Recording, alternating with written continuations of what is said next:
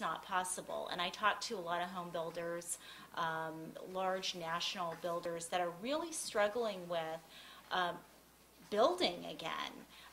Not only is land hard to find right now, but they really can't make it pencil. It just does not pencil. You cannot build a building like this for what you could sell these units at.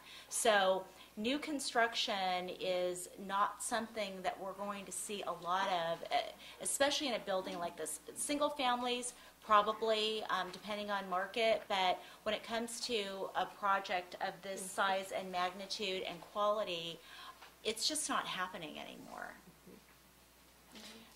You know what, I'll finish that too. Typically when we do feasibility studies, we look at a variety of different variables, including where would that project be relative to new construction, where would that project be relative to the resale market. Typically, you would expect to see about a 15% premium over the resale market for new construction. And what we found about 2 years ago is that the position that most construction lenders wanted that project to be was right about in the mid-range of the resale market. When the foreclosure status got overwhelming, when we got to a point where we were at 40 and 50% foreclosure in some market areas, the new home builder, because they have to sell at an absorption rate more than, they can't just hold the unit on the market for 120 days like you can if you're a resale seller. So because of the number of foreclosures that were entering the market, the new home builder had to ratchet that price point down even more. And so it is not unusual to find the new home price line to be well below the resale market right now. And again, when you're looking at a building like this at 60% or 65% of replacement cost, it's just unbelievable. Now what we're also seeing is that no builder that I work with is going to be building podium construction because the construction costs are too high, exactly what you're saying. So the higher density programs are going to be slower to come back onto the market than the stick frame construction. I think it's also easier to start and respond to the market that way. When you're building stick-built houses, single-family detached, and the market slows down, you can stop building. If you started a building like this, you can't stop building. It just keeps going up, and then you've got to work through that. I want to talk a little bit about the challenges that are facing us now, especially on the refinancing side, the money side. So. I'm going to just point to this end of the table. We'll have Craig take that one. Okay, so let's just start out with an assumption that it seems that a lot of people are having a hard time refinancing their houses, and that perhaps the banks are being very selective. How do you look at that right now? Is there a tangible difference in the way that lending is being conducted these days? Absolutely. Yeah, I've been in the business for, as I mentioned earlier, for 21 years. So I was back in the days of, I started in '89, and that was really when it was W-2s, tax returns, pay stubs, the full 9 yards.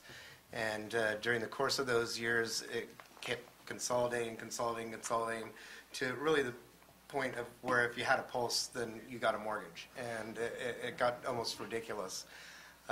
With everything that we've gone through in the last 24, 36 months, we've seen things completely go back to where it was back in the early 90s, late 80s, or before.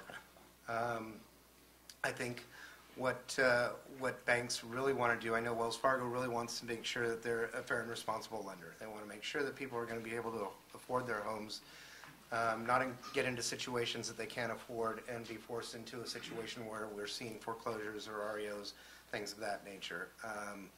The other thing that we're seeing now with the whole full documentation situation coming across is fraud. Fraud is starting to happen again.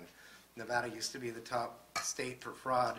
California has now moved into it. And I don't think that's necessarily as significant in Northern California as you would find it in pockets of Los Angeles and other parts of the state. However, the fact remains that it's starting to take place again, and this is because people are they're looking for a quick deal.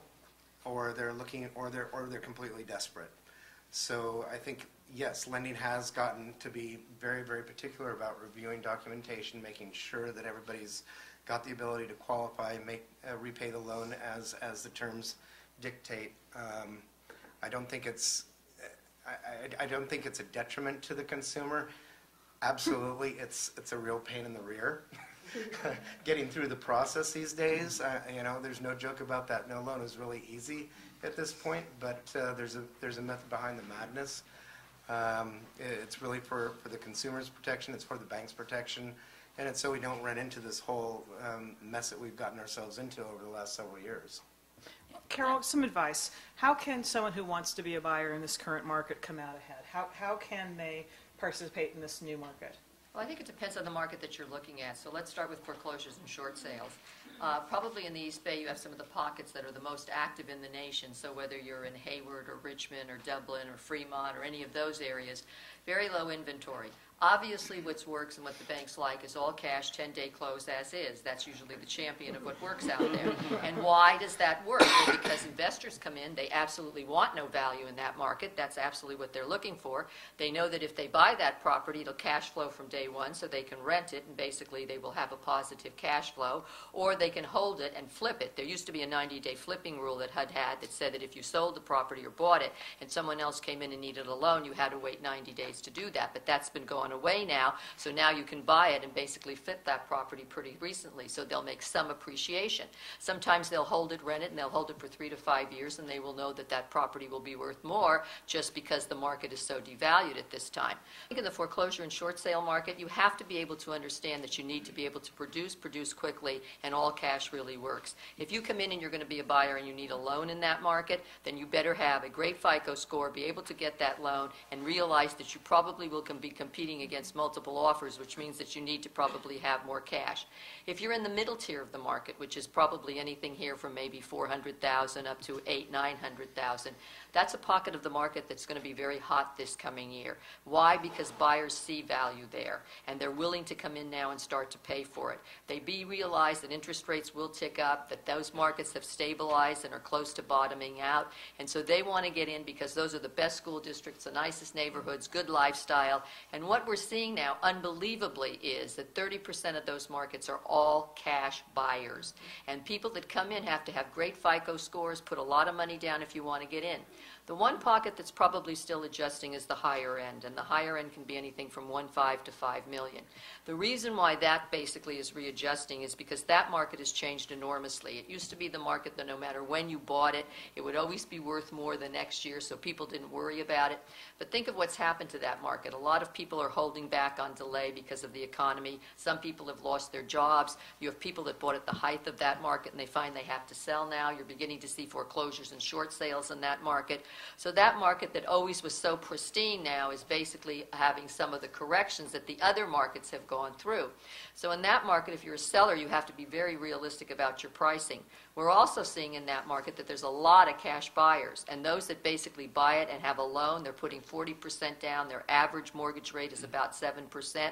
And here's the way the buyer thinks in that market. I will come into that market. In that market, they want a deal. They think there's value. Sure, there was. There'll be value in the future, but right now they're looking at a market that's adjusting. So they come in, they want to look at realistically priced properties, so you can't overprice in that market and test and try to play a game there, because they will either not buy, they will either pay cash and expect a discount, or they will wait out this market and go and rent. So I think you have to be very smart about how you buy. You have to know what buyer you are, what kind of a seller you're facing, who your competition is, what is the inventory days on the market, what is the appraisal going to show in that market, because you may be in a multiple offer and be willing to pay over list, but will the appraisal come in to match that? And so you have to have all your ducks in a row and really have a good understanding of the market you're walking in, because that determines as a seller the strategy and positioning you need to get out and what you need to do to make a smart decision getting in.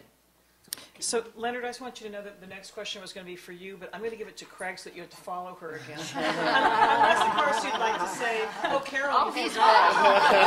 He's ready. Let Leonard go. Go, Leonard. Go ahead. Carol, Go,